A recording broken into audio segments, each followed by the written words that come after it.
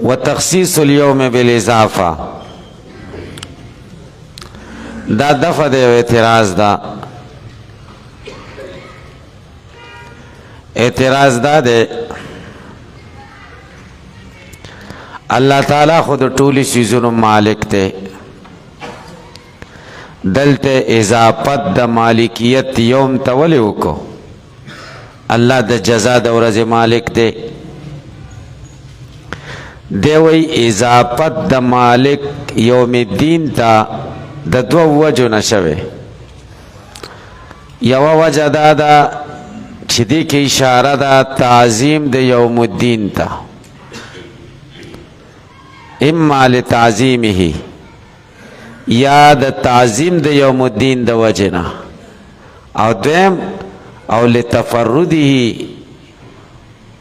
تعالی بنفوذ الامر فيه الله تعالی متفرد ده په جاری کولو د حکم کې فيه پدې کې دنیا کې خو بادشاہان شتا نور خلق شتا خو آخرت کې ببل ایس څوک نه یوم الدین کې بس صرف د الله بادشاہي نو تخصیص دا ده چې الله تعالی متفرد ده بنفوذ الامر فی یوم الدین نو دا اضافت د تخصیص ته پارش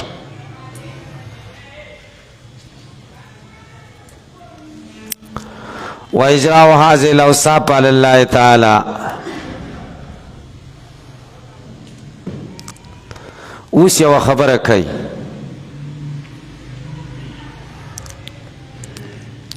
الله تعالی باندې دا اوصاف جاری شو اجرا د دې اوصاف وشو اول حکم وشو چې هم ثابت دی الله لره او د هم لمنګه صفات د الوهیت واخیستا د خدای توب صفاتونه خدای ته ثابت دي بیا چې په کم محکوم علیه باندې حکم وشو هغه موصوف شو په صفات اربعو هغه محکوم علیه چې په هغه ته هم ثابت دی چاته هم ثابت دی هغه موصوف دی پر ربوبیت سره پر رحمانیت سره پر رحیمیت سره پر مالکیت سره دی که دی خبری ته اشاره ده چې د دې حکم د پاره دا اوصاف علتونه دي حکم په ولی شوی ده هم صفات د الوهیت خدای ته ولی ثابت دي ځکه د متصف په وصف د ربوبیت ته هر هغه ذات چې متصف په وصف د ربوبیت دي هم الوهیت صفات د هغه پورې خاصي نو د الوهیت صفات د الله پورې خاص دي الکه په پوه شئ الحمدلله کې ته یو دعوه وکړه دعوه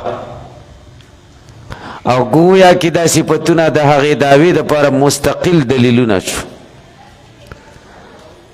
صفات د الوهیت مختص دی الله لرا ولی ذکر رحمان دی منعم دی فغټو غټو نعمتونو سره دا صغرا شو هر هغه څوک چې منعمي په غټو نعمتونو سره صفات د الوهیت هغه له ثابت دي نو صفات د الوهیت الله ته ثابت دي دا دویم دلیل شي دریم الله تعالی الله ته صفات د الوهیت ثابت دي ځکه د منعم دی په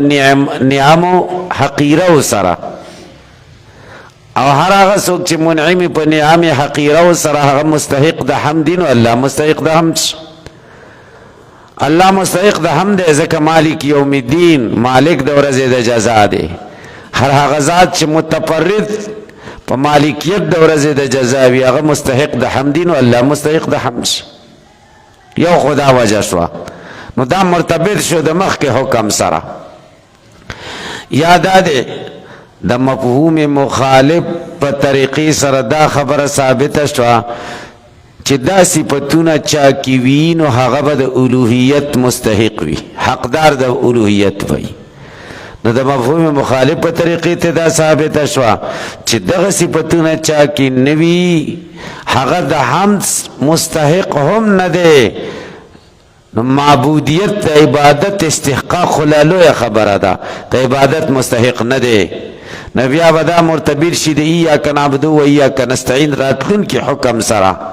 خاص تا عبادت کو منگا. د عبادت دی چا پوری خاص کو الله پر ولې دی خاص کو ځکه الله کې دا سلور صفاتونه دي، بل چا کې دا سلور صفاتونه نشته کنه. الکه تاسو په پوه شئ دقه خبره کوي. و اجراء هذه الاوصاف علی الله تعالی، جاری کول د دې صفاتونو په الله تعالی باندې، من کونی د کېدلو د دنا چې موجود دی، پیدا کون کې د عالم دی، رب لهم رب دے د عالم د عالمینو د پارا،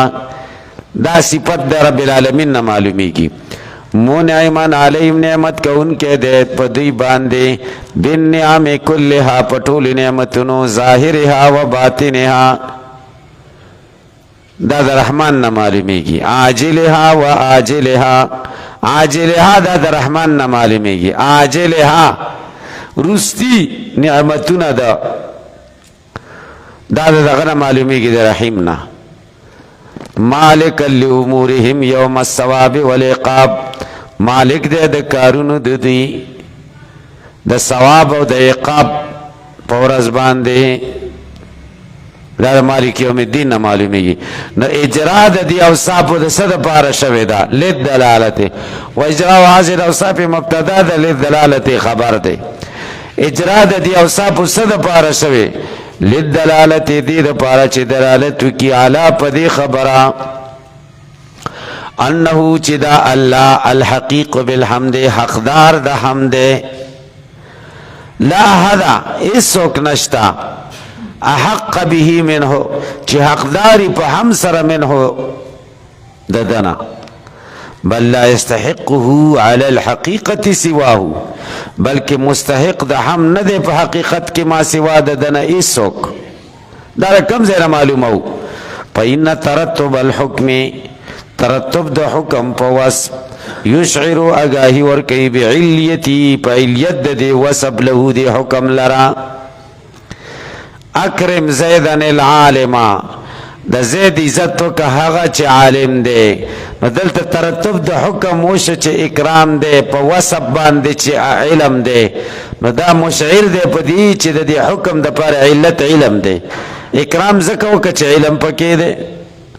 علاکہ تاسو پہ پوچھوئی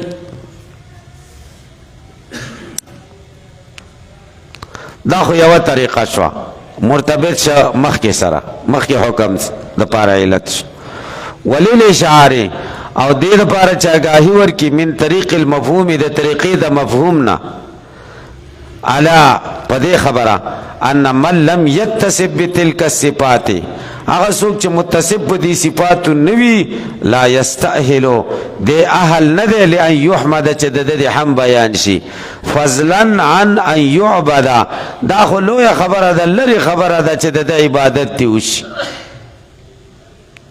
لیکون دلیلا علی ما بعده، دا پا بیا دلیل شی دا ما بعد دا پارا، ما بعد تخصیص دا عبادت دے باللہ پا ایاک نعبدو کی. فالوصف الاول، اولنے وصف چی ربوبیت دے، لبیان ما هو الموجب للحمد، دا بیان دا دے دا پارا دے چی آغا ثابتون کے دا حمد دے، چی آغا ایجاد دے او تربیہ دا. والثانی دویم صفت چی رحمان دے، والثالث دریم چی رحیم دے، لدلالت دے دا پار دے چی دلالتو کی علا پا دے خبرہ انہو متفضل بذالکا، دے منعم دے احسان کون کے دے، بذالکا پا دے سرا پا دے تربیہ سرا، مختارن پی اختیار مند دے پا دے کی، لیس یصدر منہو لإیجاب بذات، نصادری کی دا انعام دا دنا دا وجوبی ذاتی پا وجہ، لکا پلاس پچی وی، پلاس پچی وی دا انعام چی دا خدای نصادری کی دا خدای پا کے اختیار نشتا، دا دا وجوبی ذاتی دا وجنا تی صادری کی. لکا دنور نا چی دا شعاع صادری کی دنور پا کے چی اختیار شتا، او وجوبنا علی، او یادا چی خو خلکو باندې نعمتونه کوي دا په خدای واجب دي دا په خدای واجب نه دي لکه دا چې معتزله ورایه ځکه وجوب نه به یا وجوب عقلی مرادي او یا به وجوب شرعي مرادي که په خدای وجوب راشي نو د وجوب عقلی سره خو اختیار نه خدای نه بیا اختیار سلب شي او مستر خو اله نشي کېده او که د وجوب نه وجوب شرعي مراد شي نو وجوب شرعي خو د بل حاکم د طرفه د شارع د طرفه او الله د پاسه خو بل حاکم او شارع نشته کړه قضیه بسوابق الاعمال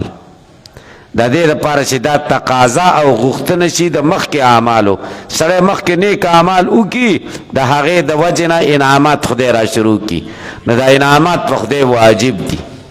نو الرحمن الرحیم په دې دلالت کوي چې دا انعامات د خدای نه خدای کړي دي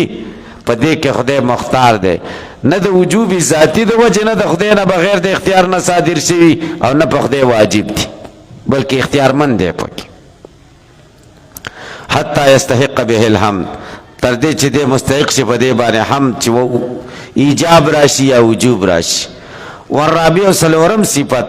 لتحقیق الاختصاص د تحقیق د اختصاص لپاره د چې دا صفت د خدای پورې خاص دی فإنه مما لا يقبل الشرکة فيه دا هغه څه دي دا مالکیت د یوم الدین چې شرکت په دې کې نه قبلې شرکت وتضمین الوعد للحامدین د هم کوونکو دپاره ښه خبر شو ښه وعده شوه بشارت شو ځکه چې الله مالک دی چې الله مالک دی الله خو تاسو حامدینو رضا کړی دی نو بیا خوشحالي شوه والوعید للمورزین ویرول دي د مورزینو چې تاسو د خدای حمد نه دی بیان کړی نو تاسو سره به ګوري هغه مالک دی هلکه تاسو پې پوه شئ گویا کې الحمدلله کې یو حکم وشو چې صفات د الوهیت خدای لره ثابت دي او مختص دي د خدای پورې رب العالمین دلیل شه ځکه دی تربیه د مخلوقاتو کوي څنګه تربیه کوي الرحمن الرحیم کې کیفیت د تربیه بیان شي چې انعامات ورکوي که نه دا کیفیت د تربیه اوس انعامات ورکوي د دې تپوس به کوي که به نه کوي که نه هسې خورا اوس کو حساب مه منه به مالک یوم الدین کې دا ویل چې نه حساب هم شته تپوس به تم کوي تاسو پې پوه شئ نه د دې جملو ربط شه الحمدلله کې حکم رب العالمین د هغې دلیل تربیه دلیل شو الرحمن الرحیم کې کیفیت د تربیه او بیا به د دې انعاماتو چې کوم په رحمان او رحیم کې ذکر شو د دې تپوس به کېږي که به نه کېږي مالک یوم الدین کې دا خبر ده او تپوس به کېږي هلکه پې پوه شئ نو ایاک نعبد و ایاک نستعین خاص تا عبادت کوو مونږه او خاص تا نه مدد غواړو مونږه دا دو جملې په مخ کې مرتبې شوې دا نتیجه د ما قبل دا ذکر حرف عاطف ذکر نه کو هر کله چې الله رب هم شو رحمان هم شو رحیم هم شو مالک د ورځې د جزا هم شو هم دې مستحق د عبادت دی بل څوک نشته مخکې نه دا معلومه شوه نو اوس اقرار د دغه اختصاص د عبادت دی د ایاک دا دوه جملې شوې دی او مخکې کې فرق دا دی چې مخکې الحمدلله جمله اسمیه وه او دا دواړه جملې پیلې دي یو دویمه دا ده چې مخکې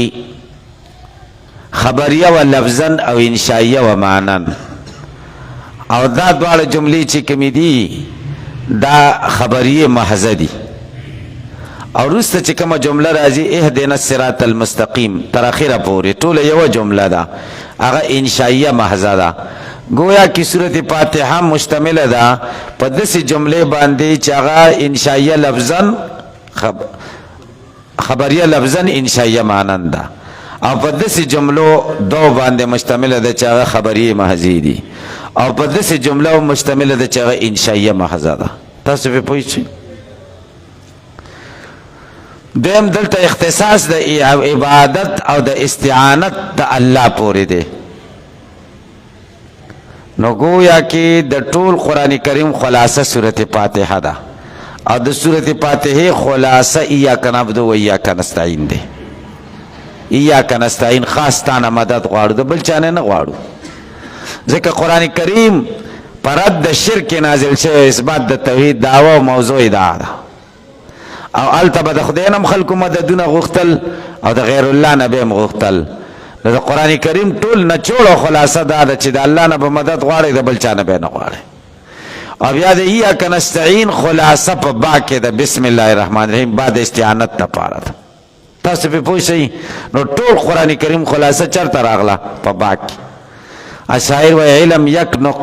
علم یک نقطه بس اسه با هنر، بسیار خواندن باشد درد سر.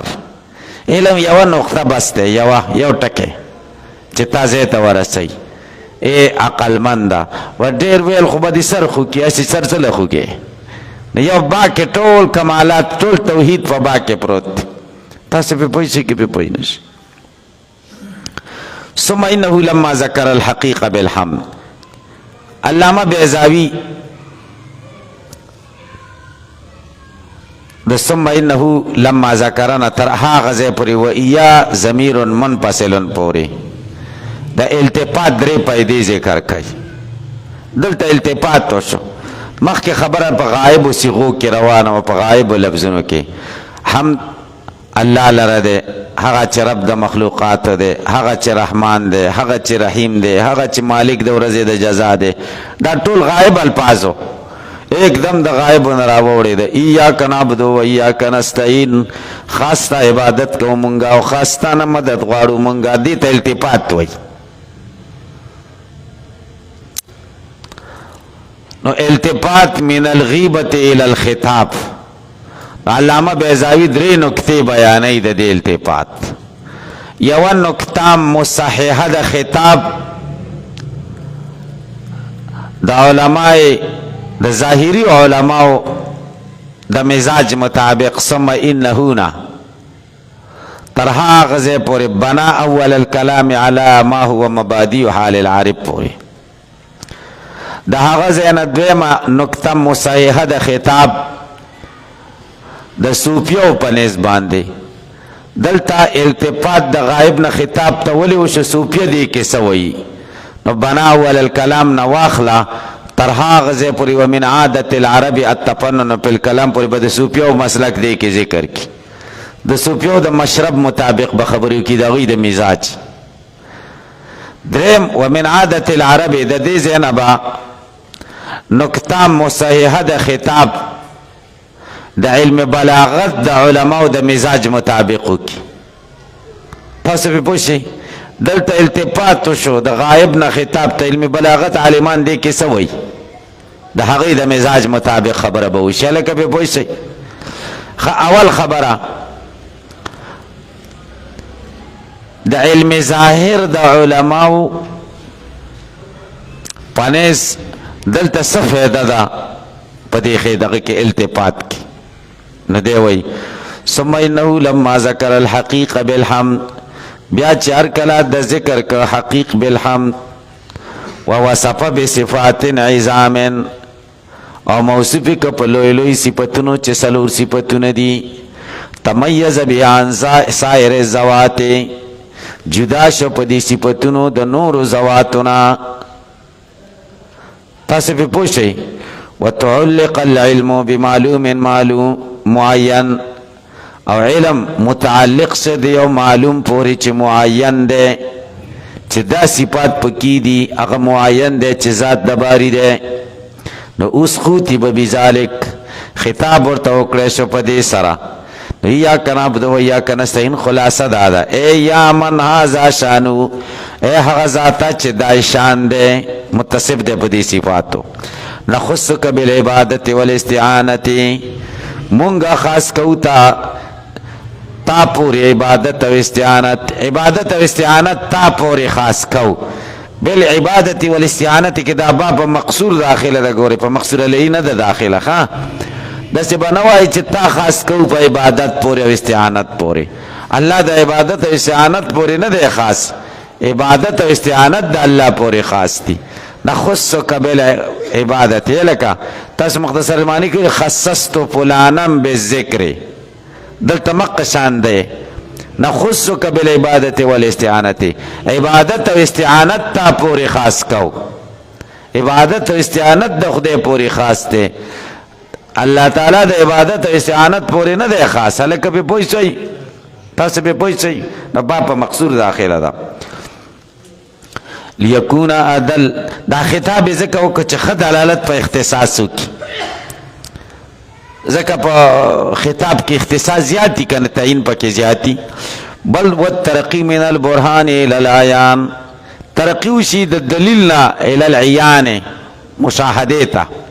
یا لکه یو دلیل دی او یو د سترګو لیدل دي یو دلیل اورېدل شو او د سترګو لیدل شو کوم شي کې علم زیات دی لیدلو کې تاسو په پوه شئ که نه پارسی کې محمد دید او موسی شنیده